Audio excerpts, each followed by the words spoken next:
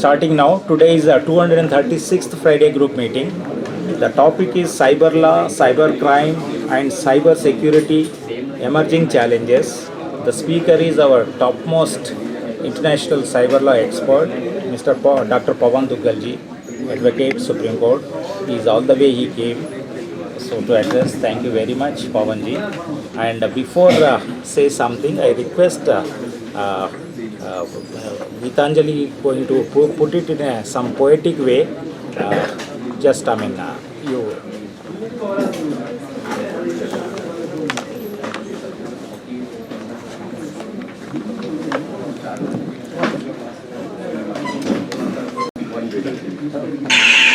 Chittering of birds always takes us to imaginations of unending open sky, and sky is nothing but an allegory to limitlessness.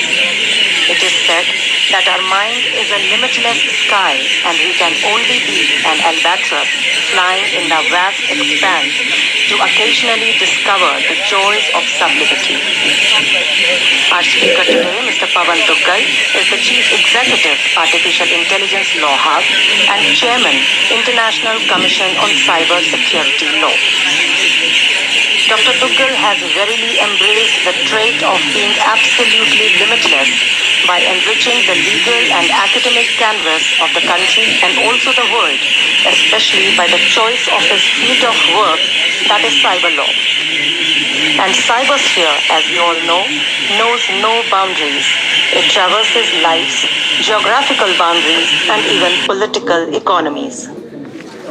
Cyberlaw, cybercrime, cybersecurity, and the emerging challenges therein is the limitless topic that Dr. Duggal has graciously agreed to speak on today, and we heartily welcome him. Thank you. Now I request Pavan will say a few words. Thank you.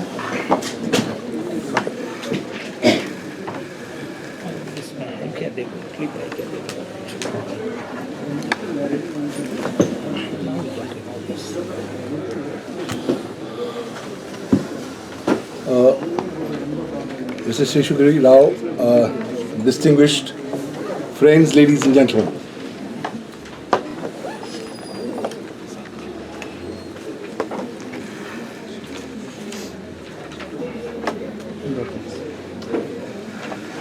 It was 7:30 in the morning.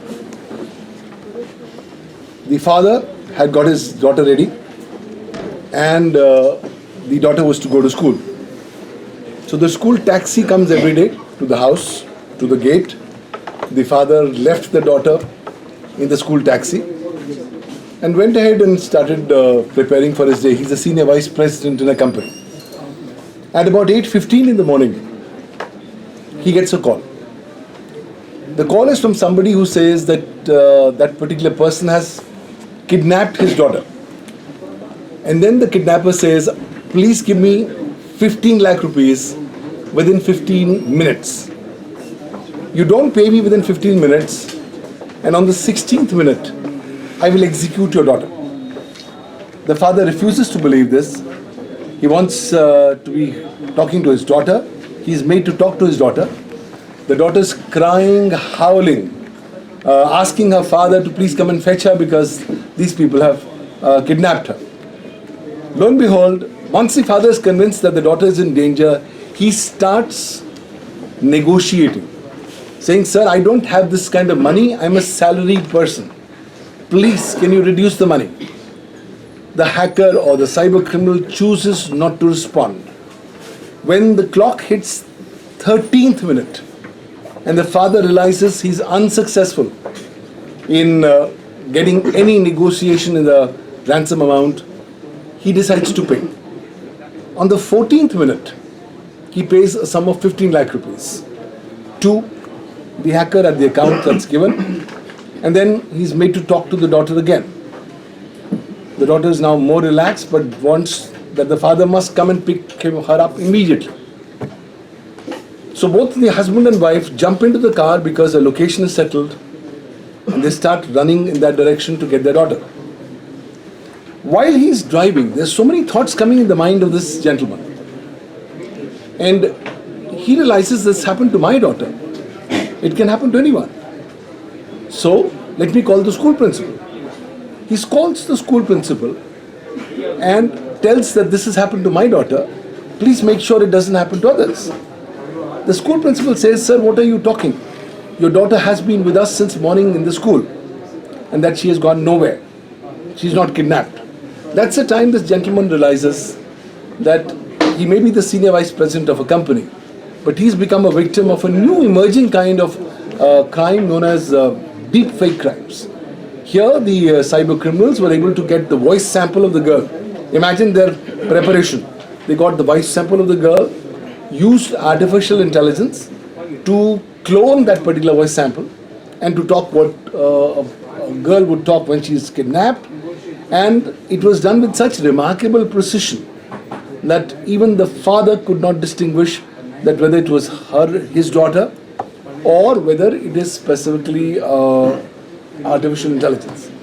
Ladies and gentlemen, this brings us to the new world that we are now living in. I want to pause here and ask people present here, how many of you in this room do not have a smartphone? Please raise your hands. Smartphone. No hands. Everybody has a smartphone. My next question, how many of you in this room do not use ChatGPT? Please raise your hands.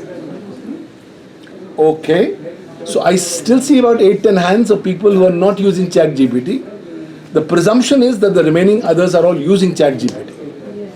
Now, ever since 30th of November 2022, when this new program got launched, our perspectives have completely changed. We initially used to think in science fiction movies that this is going to happen.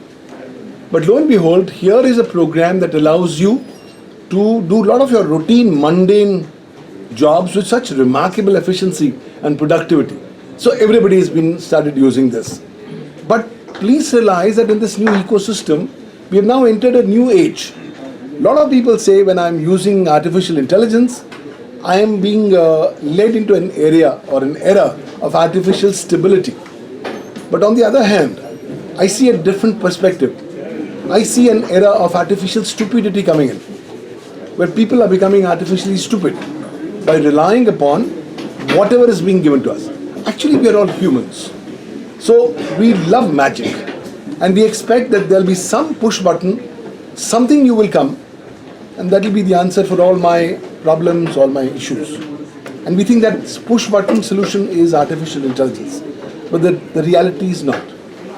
Artificial intelligence is work in progress. And it's constantly growing. Earlier it was only ChatGPT. Now it's host of other players. Whether it's Google's Gemini, whether it's Llama of Facebook, whether it's Perplexity, whether it's any other model that you can think of. But while all this is happening, cyberspace has changed dramatically. So when I talk about cyber law, cybercrime and cybersecurity in today's context, I realize that we are now suddenly in a new place. We are in a place that I call is the digital Kurukshetra. We've heard about Mahabharata, we've read about Mahabharata, and we know Kurukshetra. But imagine that there could be something called digital Kurukshetra, and all of us are warriors here in this digital Kurukshetra, and we are being targeted on a 24/7 basis from 360 degrees by cyber attacks. Has anybody lost any money to any cyber crime? Anyone in this august audience? No. So you're all lucky people. You've not lost money. Second totally. Okay, so you have somebody who has lost some money, So but I have not lost, but my relative. so one of the relatives have lost the money. Thank you, ma'am. But I think right now it's a new phase. Whether you are educated or not, you will be targeted for your money. One lady who was in a very proficient business and who was very visible in the public domain came to be targeted. Targeted by this new phenomenon that Prime Minister Narendra Modi has described in his Mann Ki Baat, which is digital arrest. We are all lawyers, so we understand arrest. Arrest is physical, in the physical world. But from 1st of July 2024, the Bharatiya Nyaya Sanhita came into effect. Now, while it's supposed to be a revolutionary step forward, cyber criminals jumped onto the idea and started coming up with this new fiction of a narrative to say, look, under this new law, it's now possible for a person to be arrested using technology. That's why in the last few months, we've seen these massive cases where you'll get a call from someone, an unknown number. They will ask you to open up a video call. You open your video call, you find somebody on the other side which is in the uniform of a policeman, and he says that you are sent a parcel, your parcel has been intercepted, and lo and behold, we have found drugs. So we are going to prosecute you under the Narcotics and Psychotropic Substances Act. But hold on, apart from that, you also committed various cyber crimes. So hold on, I hand it over to my other cybercrime officer. So lo and behold, he goes to another person who's in another police uniform, and he says, I'm into cybercrime and you've committed various cyber crimes. Now, if you don't want you to be messed up, please pay us comfort money. But since we are officials, don't pay us into our accounts, pay us into the accounts of official bodies, Reserve Bank of India, third parties. Actually, what starts happening is, post-COVID-19, two elements became an integral part of our lives. One is fear, the other one is panic. Cyber criminals have weaponized both fear and panic today. And today, post-COVID-19, almost everybody of us tends to get fearful. We tend to get panicky. More so when we are told that our family is in danger. In one case that I did, the client got a call. Obviously, he was made a victim of digital arrest, but he got a call with a new nuance. The new nuance was, they said, look, we have got sharpshooters which are located in different directions of your house. You start being smart with us and we will shoot you, we'll shoot your entire family, and that's the end of the matter. So once person realizes my family is going to go, then whatever money he has, he does not mind parting that out. Without realizing that once I give my money in the online ecosystem, I'm done and gone. In the sense, I would invariably not get anything back. Yes, if I'm a big industrialist and I lose 7 crores, maybe I'm lucky, maybe I get 5 crores plus back. But if I'm a normal person, I don't expect much money to be coming in.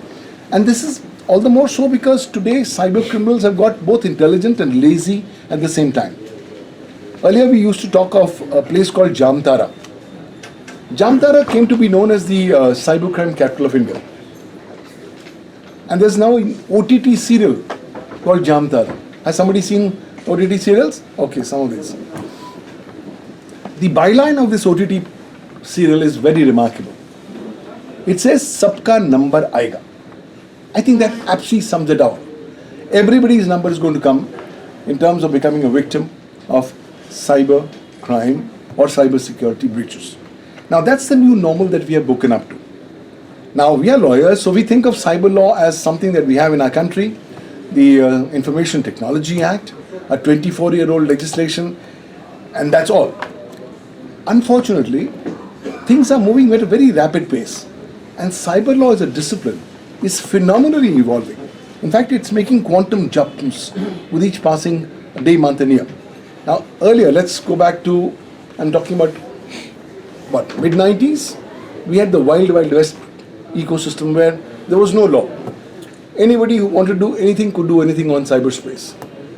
I like your domain, I snatch your domain, I sell it to somebody else, you can do nothing because there's no law.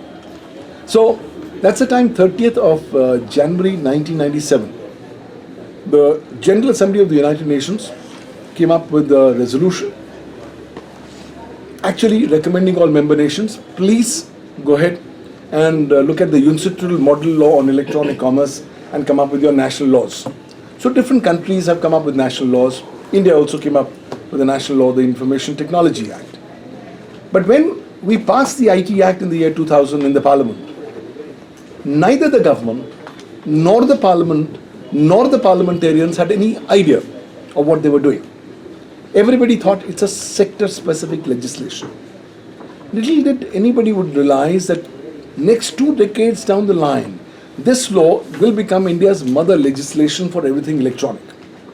Today in India, If you do anything pertaining to any of the 7 raw materials, use computers, computer systems, computer networks, computer resources, communication devices, as also data and information in the electronic form, you get covered under this law. But then this law only got amended once after the Mumbai attacks in 2008 by virtue of the Information Technology Amendment Act 2008. From that point of time till today, the law has not been amended. Does that mean the law is not growing? Yes, the law is growing phenomenally. There's case-made law, there's judge-made law, there's a lot of other legislations that have begun to start happening.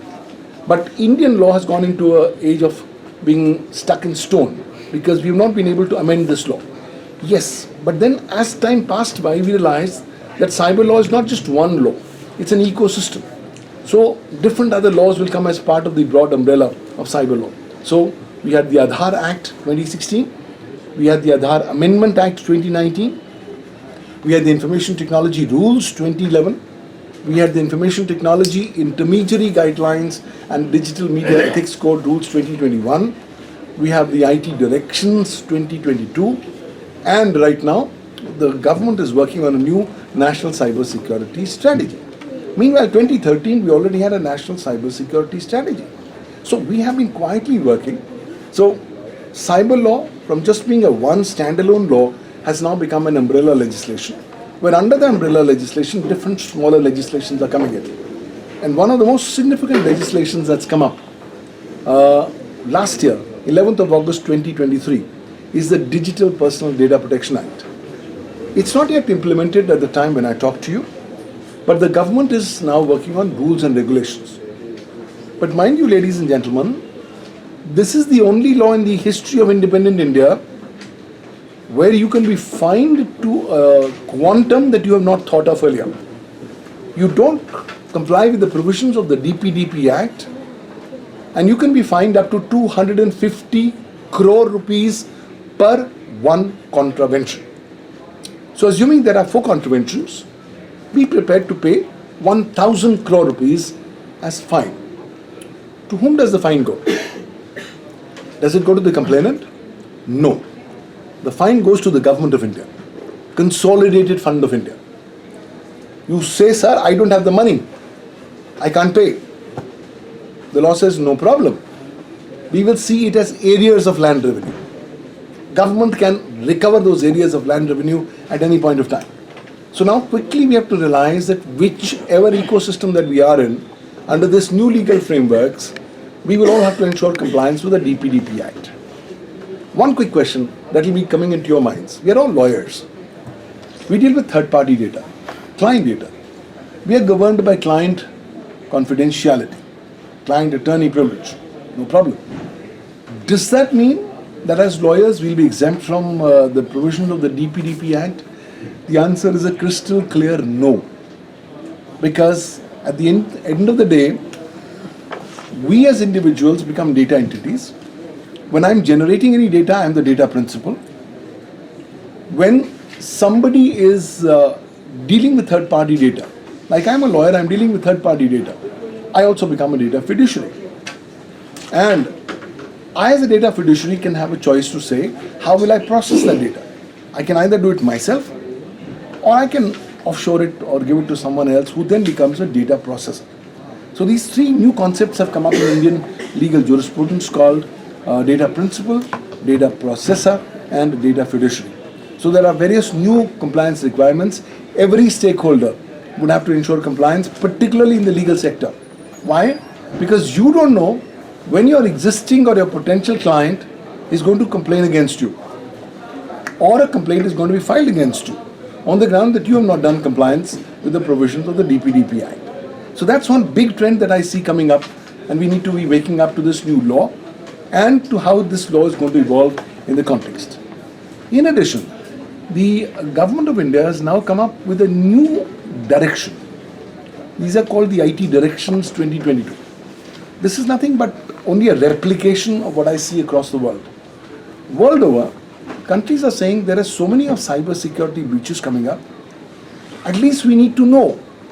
So we will come up with data breach notification laws, which means to say, once you come to know of a data breach, you must inform to the to the relevant governmental agencies. You don't inform and then you could have consequences. So on 28th of June 2022, we have now the IT Directions 2022 in place, which are applicable to every entity, including every individual, every company, every professional. Effectively, they are saying, once you come to know of a cybersecurity breach, then that's the time your clock starts. And in the next 6 hours, you must mandatorily report this to the nodal agency on cybersecurity, being the Computer Emergency Response Team of India. You don't report within 6 hours. After the end of 6 hours, you automatically commit an offense under section 70B6 of the IT Act, punishable with 1 year's imprisonment and fine. So, ignorance of law is no excuse in the eyes of law. This is already the data breach laws. So, a lot of confusion. People say, I don't know when the cybersecurity breach took place. So, the law says, I'm not bothered. I'm not penalizing you when it took place. I want to focus on you from the time you come to know about it. So, typically on 1st of January 2024, my system got breached. On 22nd of November 2024, I come to know about this breach at about 4 o'clock. My time starts at 4 o'clock. And we'll end at 10 o'clock. At 1 minute past 10 o'clock, if I would have not reported, I would have automatically committed an offense, which means I can be prosecuted. Now, I can be very lucky to say I will never be prosecuted. But then you are riding your luck too much, because this is now the new realm, the new ground realities of cyber legal ecosystem. So that's the cyber law trends that I see on the ground. What about cybercrime? Cybercrime is phenomenally growing. Now, I realize that India doesn't have a dedicated cybercrime law in place, unlike other countries. So in 2000, when we were passing the IT Act, the Parliamentary Standing Committee said, look, guys, you don't have anything on, no provisions on cybercrime. So why don't you add certain provisions on cybercrime? So Chapter Roman 11 came to be added under the Information Technology Act from Section 65 to Section 78 of the Information Technology Act. We added various cybercrimes there. No problem. The good thing at that point of time in 2000 was that barring one or two, almost all cybercrimes were non-bailable. So there was some element of deterrence. So in 2003, when I was the counsel for the complainant in India's first cybercrime conviction, I was happy. We got a conviction for a guy who was a call center employee. Now I'm 2024 when I look at it. I say, look, people used to be so simple, so foolish. 2002, this man working in a call center came to know of a credit card of an American girl. He decided to use the credit card on a Sony website and ordered for him his own self one Sony color television and a cordless headphone. And Sony at that point of time had a remarkable feature that, when you would order, they will come and deliver it to your home, take pictures of you to give proof of the fact that this is proof of delivery. And then they will send it to all the NRIs who have given you the content. This man got himself clicked in as the recipient of the said television and a cordless headphone, and promptly next day went to Aligarh and disposed it off and got some money and forgot about it. Little did he realize that he had used the credit card of an American girl. In America, once she came to know of this notification, this particular transaction, she said, this is not mine. And under the law in America, it was immediately reversed back. The amount was only small, $630. But Sony said, we want to proceed forward. We made a complaint with the Central Bureau of Investigation. They were able to track this guy who was a call center employee. And in a summary trial, he was convicted for cybercrime. But even in those days, CBI chose not to invoke the provisions of the Information Technology Act 2000, but those of the Indian Penal Code, because there was more comfort. But that was 2003. And I was very happy, look, we are opening up doors, we're now seeing more convictions. We saw a number of convictions, but then something happened in 2008. The Mumbai attacks took place. Within 30 days of the Mumbai attacks, we amended the Information Technology Act by virtue of the Information Technology Amendment Act 2008. Now that amendments did both service and disservice at the same time. Service because it enhanced the coverage of cyber crimes under the IT Act. Disservice because barring a few cyber crimes, almost all cyber crimes were made as bailable offences. So once you came to know that you are going to be only booked for a bailable offence, the Indian Jugaad school of management started becoming more predominant. People said, look, I can do Jugaad, I can come out, and lo and behold, what does typically what happens? The typical behavior is you get to arrest a cyber criminal, he comes out on bail, his first pilgrimage point is to go and destroy the electronic evidence, which features him. He's very clear that once I destroy the original electronic evidence, that's the end of the matter. I'll not be able to be prosecuted or convicted at any point of time. Meanwhile, we were also mindful of the fact that in the year 2000, by virtue of the schedule to the Information Technology Act, the Indian Evidence Act got to be amended. And we inserted section 65A and 65B of the Evidence Act, which was still simpler, which is the law was well established. The Supreme Court, first in 2014, came up in the case of Anwar PV versus PK Bashir and said, sorry, we as Supreme Court did not apply the law correctly in the Parliament House attack case, Navjot Sandhu case, we overruled that. And lo and behold, we now say that this is the law of the land, that section 65B has to be seen as a code in its own self and has to be complied with. Post that, we saw various new nuances in the Supreme Court. We had the case from Himachal Pradesh, where the Supreme Court one bench said, sorry, if you don't have the device, don't give us 65B. So many diverse thought processes coming up, Supreme Court referred it to the full bench.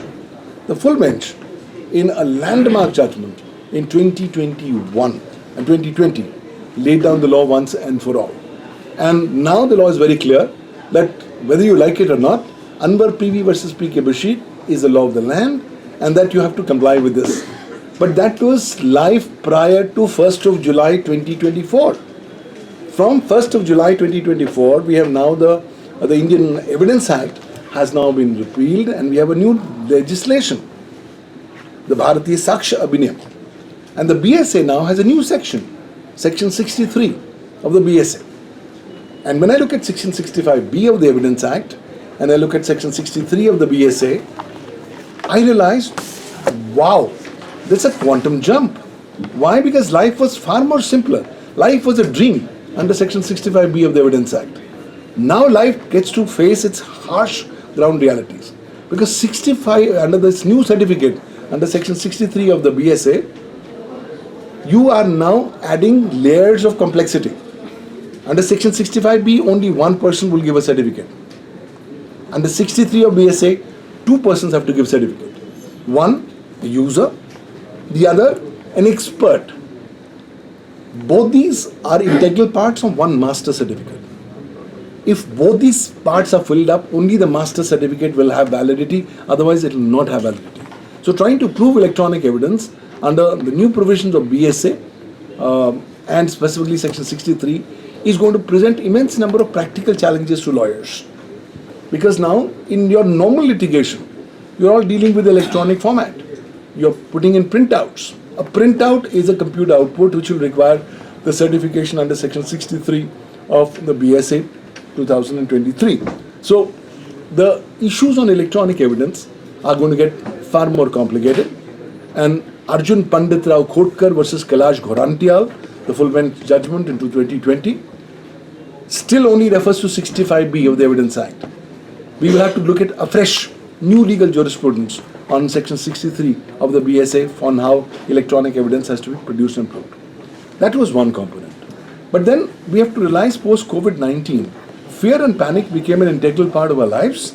So post-COVID-19, a new era has begun. And we as lawyers need to know that.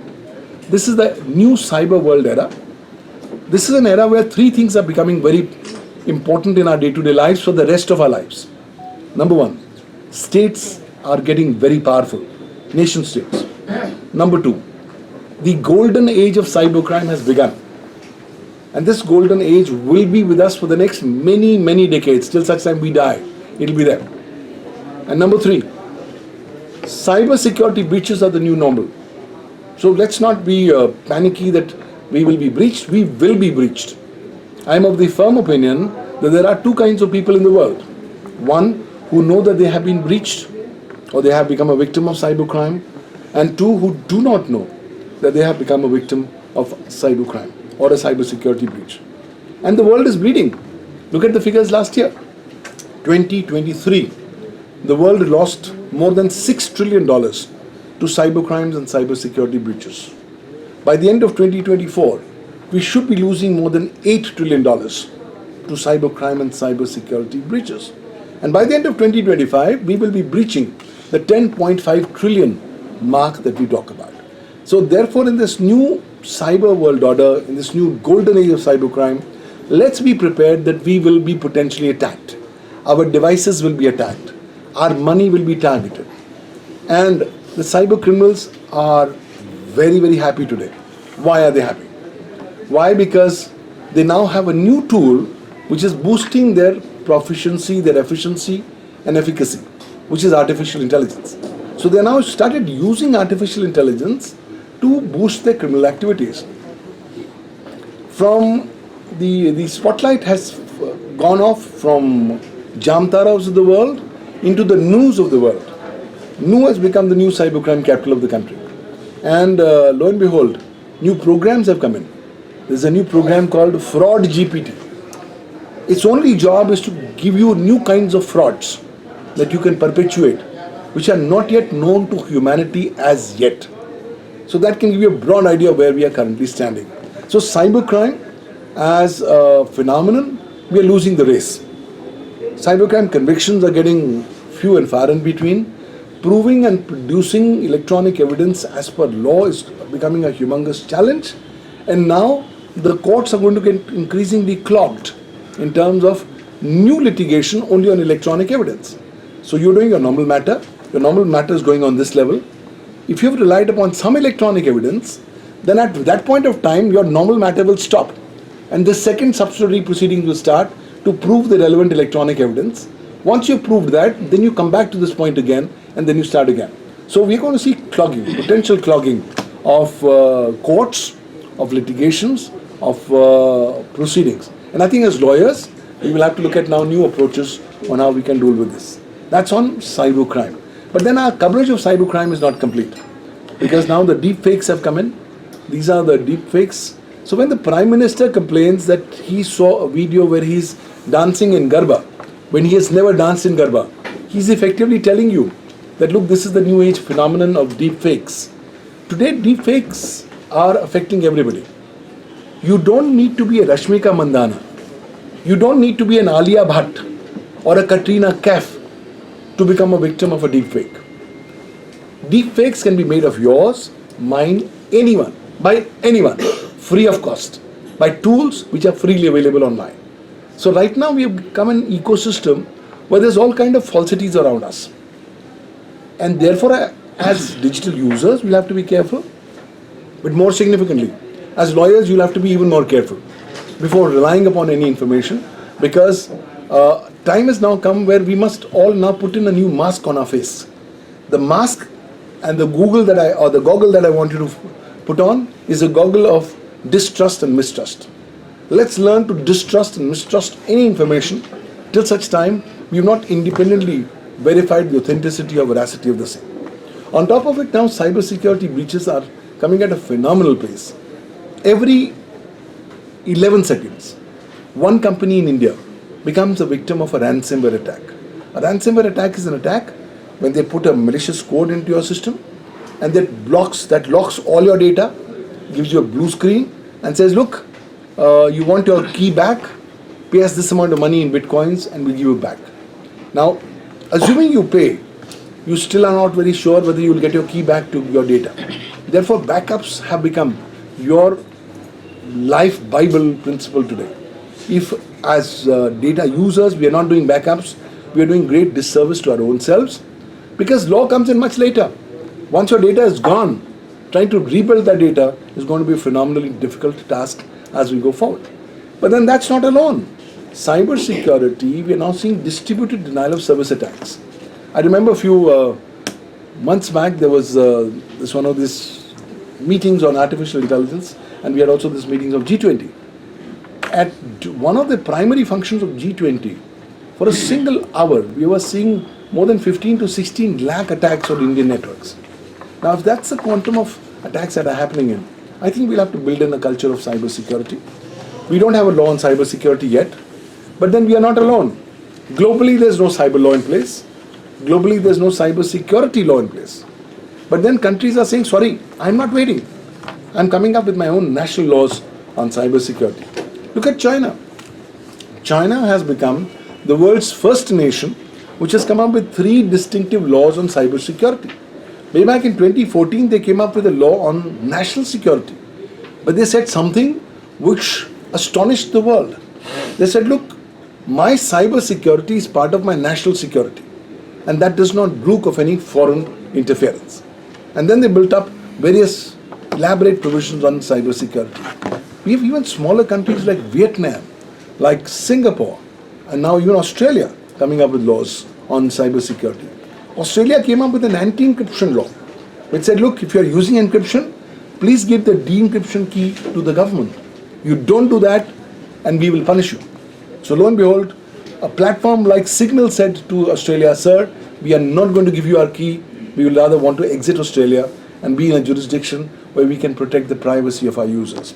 So whatever platform that you're using, you'll have to be careful, because there's a lot of slip between the cup and the lip. By the way, is there anybody in the room who's not using WhatsApp? Please raise your hands. No hands. So I call WhatsApp as India's national religion. Nothing unites Indians more than WhatsApp. But having said that, as lawyers, let me ask another question. How many of you have read the terms and conditions of WhatsApp? No one. You know, we are all in the peer pressure group, right? He's on WhatsApp, I need to be on WhatsApp. And we get driven by this phenomenal advertisements that we say that this is end-to-end encrypted. Read things clearly. Recently, WhatsApp has been fined a phenomenal amount of money by the Competition Commission of India. Why? Because of their unilateral decision a couple of years back to say, look, I changed my privacy policy, take it or leave it. If you don't like it, please be out of my platform. I think for that particular conduct, they've been fined a couple of 100 crore rupees. But the reality is, as digital users, the time has come when we'll have to realize that we will have to be the guardian angels of our own data and our own privacy. The problem is, India doesn't have a privacy law. The DPDP Act is a data protection law, not a data privacy law. And that's still not yet in place. And my problem is that while all this is happening, we are all undergoing 2 unique revolutions in the Indian context. And I have given them 2 unique names. The first revolution is what I call the Great Indian Vomiting Revolution. Indians are vomiting data about their personal, professional, social lives on the internet without thinking of the ramifications. The other day I went to one of these Haldirams to order a kachori, and he asked me my mobile number. And I said, look, I'm asking for a kachori, not to give here my mobile number. But he says, sir, we can't give you a kachori without your mobile number. So we sensitized him about the DPDP Act. He instantaneously said, sir, no problem, we'll give you the kachori. But our ability to dish out our personal details without any thought process is going to come back and haunt us. Because when I'm actually vomiting all my data online, I'm leaving behind this data vomit for every stakeholder, state and non-state actor, to come and use it to target you. So tomorrow, let's not cry to say, look, people, I'm being targeted, you will be targeted. So the focus has to be that we have to protect our privacy. The second equally important revolution that I see in the Indian context is the Great Indian Recording Revolution. Indians are now recording a lot of information. And once you record, and then you forget about it. Where is that recording kept? Who's having access to the recording? Whether it's any unauthorized persons having access. And lo and behold, your recording done today will tomorrow land up in the hands of your staff, maybe your munshis, and maybe third parties, and lo and behold, your privacy shall stand affected. So bottom line is, we will have to start protecting our privacy. I believe privacy is an evolving yet an evaporating concept. A lot of privacy is already evaporated. But whatever limited privacy remains, if we can protect and preserve that, I think that will be a great step forward. And finally, I think I want to focus on cyber hygiene. and cyber resilience. Recently, the European Union has passed a new law. It's called the European Union Cyber Resilience Act, where they say that, look, we take it as a given, yes, that we will be attacked. The important issue is not that we are attacked. The important issue is how quickly can I come back to a state of normalcy after I get attacked. That's known as the concept of cyber resilience, and I think that's one particular area that's going to be happening. 1 minute. Shall I come back to you? There are 3 questions, and sir, I'll come back to you. But while I talk about cyber resilience, I'm also talking about cyber hygiene. Don't think I can do anything on my device, and if something bad goes, something wrong happens, it will be the government will be responsible. I'll be equally responsible. We have to realize that cybersecurity is a shared responsibility. We don't have a documented legislation on cybersecurity, but a lot of soft laws are there, like the IT directions and stuff like that.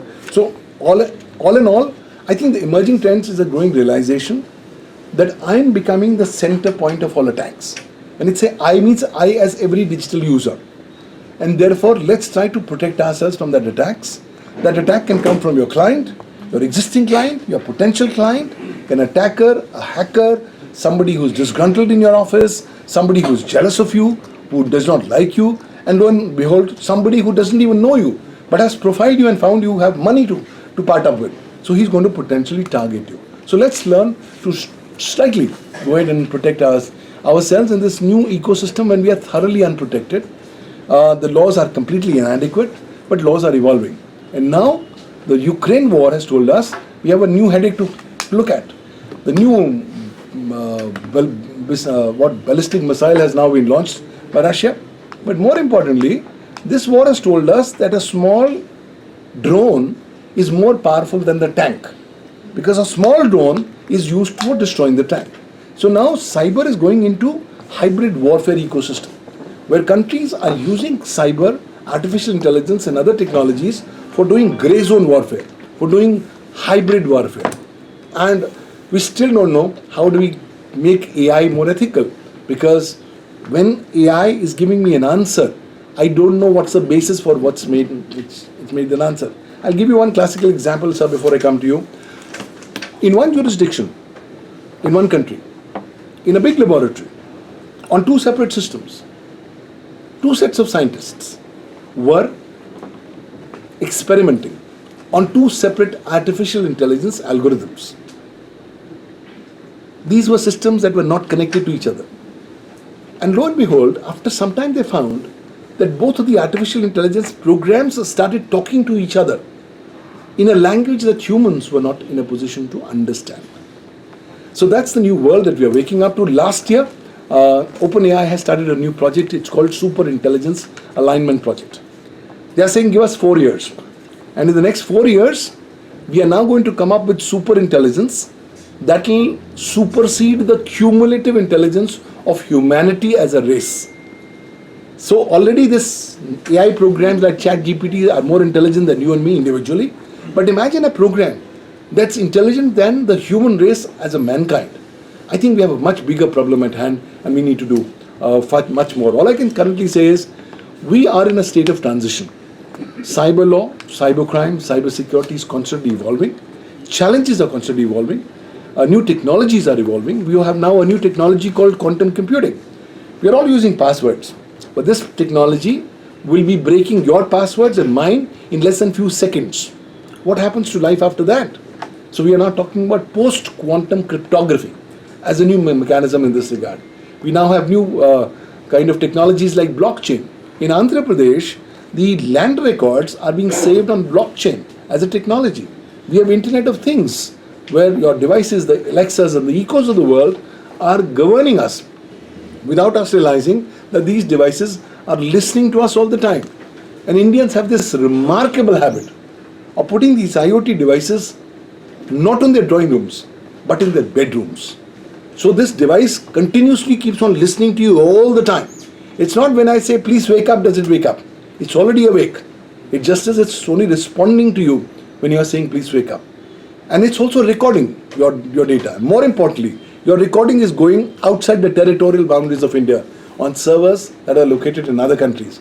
So see yourself how secure, how focused, and how protected you are. All said and done, I think it's not a time for panic. It's more a time for introspection. Let's learn to be more traditional in our thought process. Let's learn not to share a lot of information. Let's learn to take cybersecurity as a way of life. Let's look at how these evolving trends are happening. European Union has a new law on artificial intelligence. China has got 3 laws on artificial intelligence. New York has come up with a new law on artificial intelligence. And lo and behold, in Costa Rica, 2 things have happened. We've actually seen a lawmaker who's gone ahead and drafted a law using artificial intelligence. And the law then was presented as his version to the municipal corporation, and the law got passed. 2 months after the law got passed, this lawmaker has now given a disclosure that I didn't tell you guys, I got this drafted from ChatGPT. And that's now put the entire municipal corporation in a tizzy. Should they withdraw the law? Because when they were passing it, they did not know that the machine had created the law, not the human person. And we also have in Colombia, where we have a Colombian judge who is now held her hearing in a metaverse. This is the new ecosystem. Imagine the current world internet plus augmented reality plus virtual reality. That comes up is what we call as a new paradigm called metaverse. You and I will be spending at least 2 hours on a metaverse in the next 3-4 years every day. Now the Hong Kong police has set up a police station of the metaverse. One of our clients, female avatars of the metaverse, got digitally raped. And the client wanted us to press charges on digital rape without realizing that, look, the law still does not recognize the concept of digital rape, because rape is still physical, in the physical format. So new emerging technology is coming in. All I can say is we are work in progress. Life is going to change dramatically in the next 365 days. So we are all part of here the Friday Club, Friday group, and I can tell you, if we were to converge after the next 365 days, technology would have changed so dramatically that unless until we keep pace with technology, things are not going to be really up to the mark. Don't think that you are off technology, you are safe. Sorry. You're off technology means you are completely in a state of darkness. You should be cognizant of technology, and you should methodologies of how you can protect yourself from becoming victims of cyber crimes, cyber security breaches, because everybody is going to target you. Today, the person who comes and cleans the utensils at my home is far more tech savvy about getting into my Wi-Fi rather than my own family members. Now that's currently what's happening. We should expect breaches left, right and center. You are here doing your practice at your office, at your home, your Wi-Fi stands breached. Something action happens. The law says it's going to come back to you because you are the concerned owner of the said Wi-Fi of the lottie. So it's an uncertain world, but it's a world of transition. It's also a world of transformation. And therefore, we'll have to keep our eyes and ears open as we look at these emerging trends on cyber law, cyber crime, and cyber security. On that note, with your permission, sir, there's a certain question. After a vote of thanks, Sure. I will Sir. go for question answer. Please, sir. Thank you. 1 second.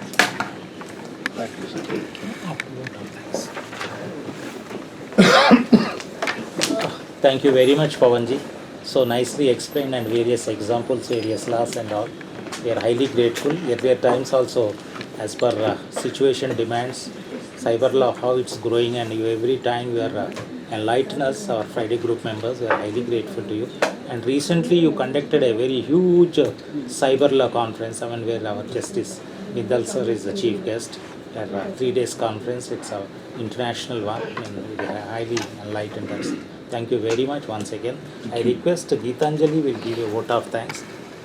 Afternoon, everyone. It is my absolute pleasure to offer my vote of thanks to Dr. Pavan Duggal, a global cyber law expert who we are very proud to have amongst us today. Dr. Duggal delivered a very thoughts-inducing talk on cyber law, cyber crimes, cyber security, emerging challenges, and we leave the room more informed and better aware. From UN CITRA to IT Act 2000 to National Cybersecurity Strategy 2013, IT Directions 2022 to Digital Personal Data Protection Act 2023, which is not yet in place, serves through light on most aspects, all the while reflecting on challenges like deepfakes, potential clogging of courts, phenomenal growth of ransomwares, grey zone warfares, to even digital rapes. Thank you, sir, for sparing your invaluable time for us. It was an enriching experience for sure. A big thank you to all present in attendance today. Your presence motivates us at the Friday group to keep offering more and better. ever thankful to Mr. Seshagiri Rao sir, who as administrator and organizer of the Friday group has been remarkable in his endeavor in putting together one intellectual session after another every Friday. Thank you everyone once again.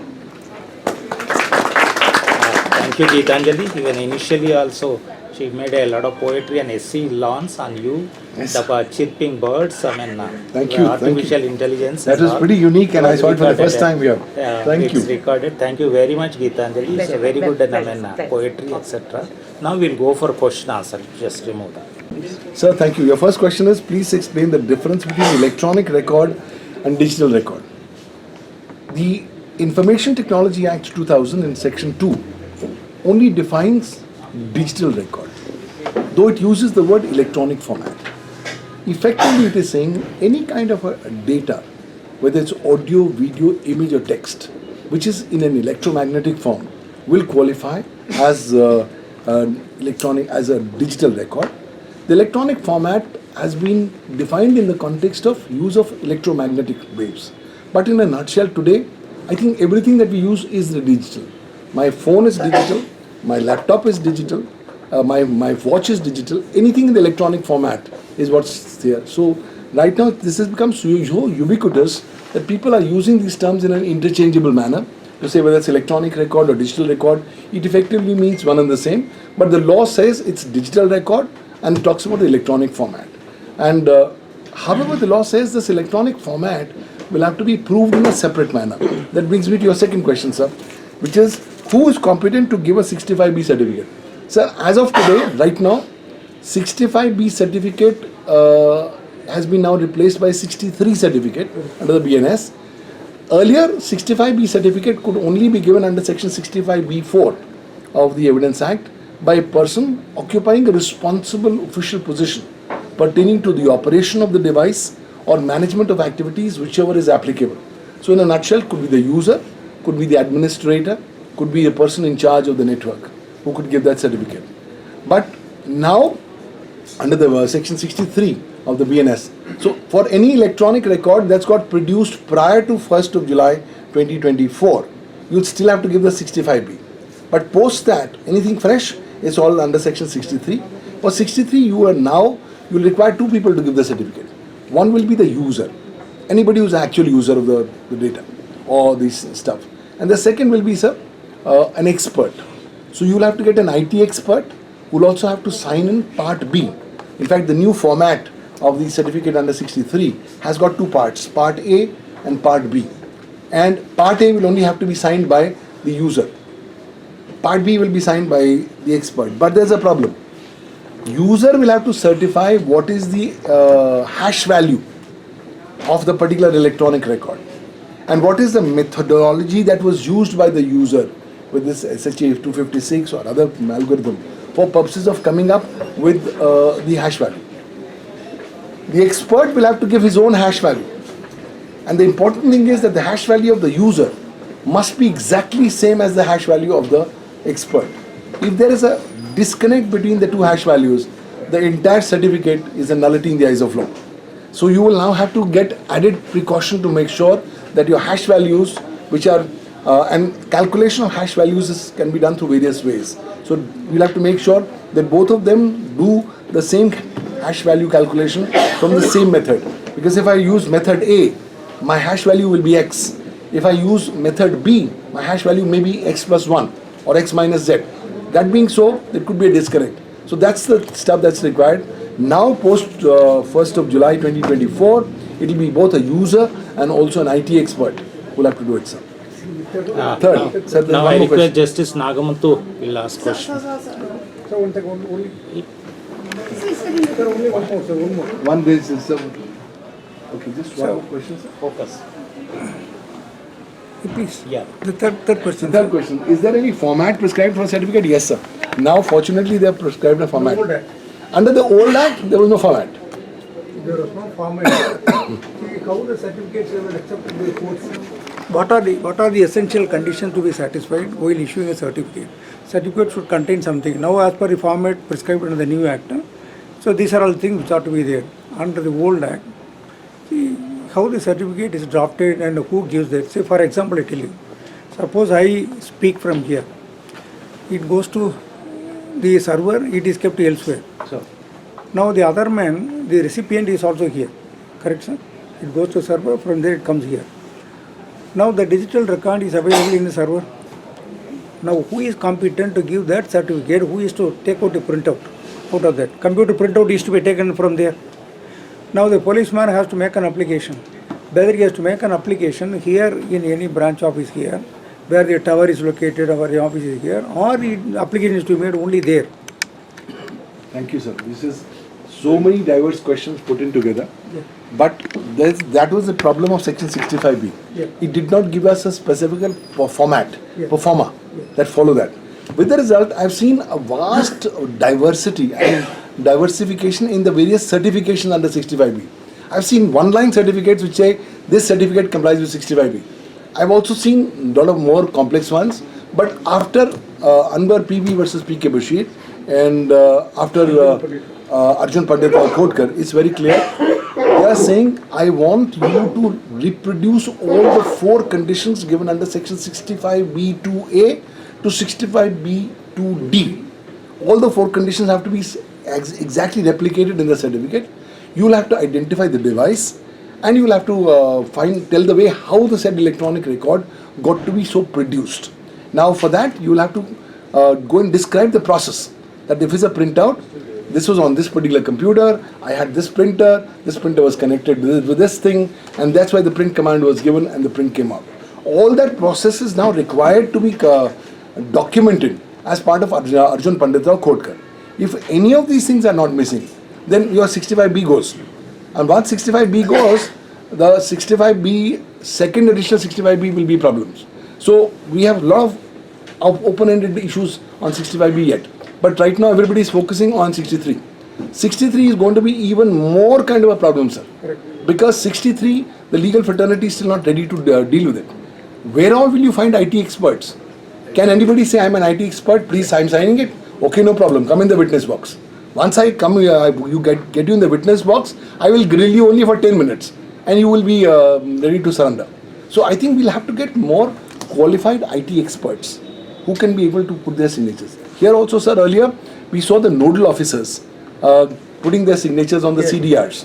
When under Section 65B4, a nodal officer did not have the capacity to give a 65B because he was not a person responsible for operating the said device or management of its activities, whichever is applicable under the parameters under 65B4. So a lot of time I find people who have got no connection with the device or no connection with the electronic transaction land up giving the certificate, and when they come in the witness box and then they get hauled, then they realize, oops, it's a mistake that's made, but then that's a bit too late. But I think more capacity is required, sir. Sir, if suppose the certificate, as you said, is only in certificate, so only 1 second, sir. Only, Yeah, with your please, sir. permission. Suppose, sir, this is for the benefit of all. Natural. Yes, sir. So suppose as you rightly said, the certificate carries only 1 line. Sir. This satisfies the requirement of 65B.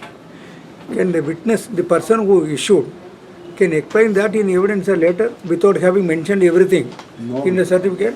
Sir, that's not going to be possible because after Arjun Pandit or Kodkar, it's very clear that 65B2A to 65B2B conditions in the exact language have to be part of the certificate. So if the language is not part of the certificate, I can't come in the witness box tomorrow and say, look, I forgot to mention it, I'm now telling it verbally. Problem is, even if he tells it verbally, he will never be able to recite the complete 4 conditions. And even if it does so, invariably he's going to flutter or he's going to fumble somewhere. So with the result, your 65B could be getting demolished. The problem is, sir, getting now 65B proved after Arjun Pandit now Kodkar will get more and more difficult. That's one. But with 63, I think 65 is a very, very easy stuff. 63 has enhanced the level of difficulty in terms of proof by the relevant stakeholders. I hope that answers. Please, yes, sir. So, To focus. I wanted to ask the emerging trends in like the cyber, insurance policies. Right now. And how our Indian law, is it supporting it or limiting it? Thank you, ma'am. I think India has not still made up its mind on cyber insurance. Yes. We have no law on cyber insurance. There is no mandate on cyber insurance. And if you ask your insurance company, please give me a cyber insurance, it's going to ask you 10 different kind of things. And then the fine print is going to be a very long one. So if you are not going to be careful on reading the fine print, the chances are that most of your claims will stand excluded. Exclusive. In fact, it's a business model that they must exclude whatever claim that you want to go. But in these companies, right, you have so many employees and you don't even know what they're doing on the system. And suppose for his fault, he committed some cyber crime Sir. and the owner, suppose he leaves. And now the owner, he'll be held responsible because he had given the whole access. Absolutely. That's why now the cyber insurance companies are saying, please give me your cyber security audit assessments. Okay. Tell me, are you an ISO 27001 compliant? Are you complying with the reasonable security practices and procedures under Rule 8 of the Information Technology Reasonable Security Practices Rules 2011? So they are now asking you to give that certification. If you fill in a false certification, automatically your claims go off. If you give a correct certification, but if you don't read the fine print, your claims still go off. My practical experience tells me that in this space for the last more than 2.5 decades, we have not been successful in getting major claims on cyber insurance because they find something or the other which our client is found wanting, and we are not able to ensure compliance. With the result, we are not able to do that. But please understand, cyber insurance is only the monetary part. The insurance company will not go to jail.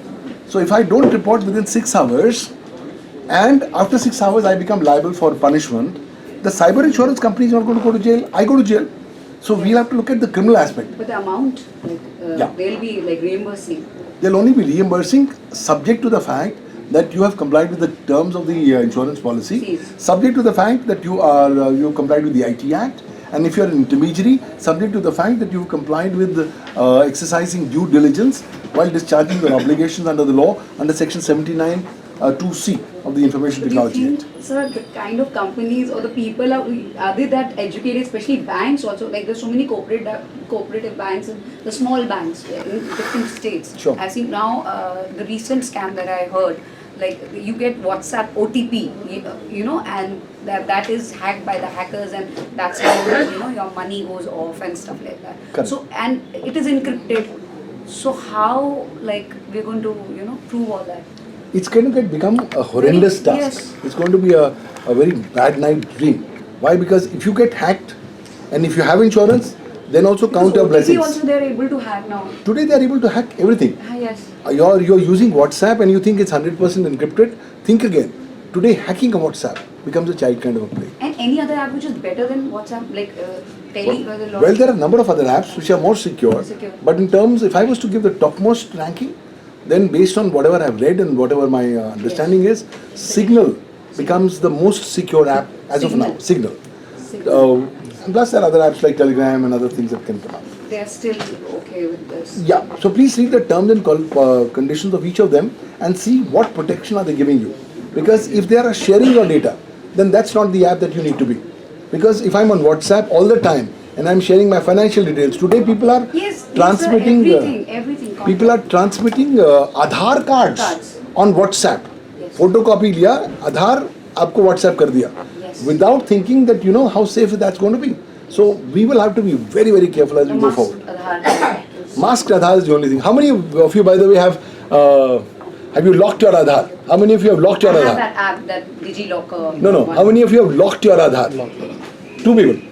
So 2 people have locked their Aadhaar. Remaining have not locked their Aadhaar. Which means when you're sitting here in the Friday group, somebody may be misusing your Aadhaar and Taking loans. you will have no remedy under the Aadhaar Act 2016 and the Aadhaar Amendment Act 2019. You do not even have the right to go and report the matter to the police, because only the Unique Identification Authority of India will have the power to launch criminal proceedings, not you. How to lock it? So there you go.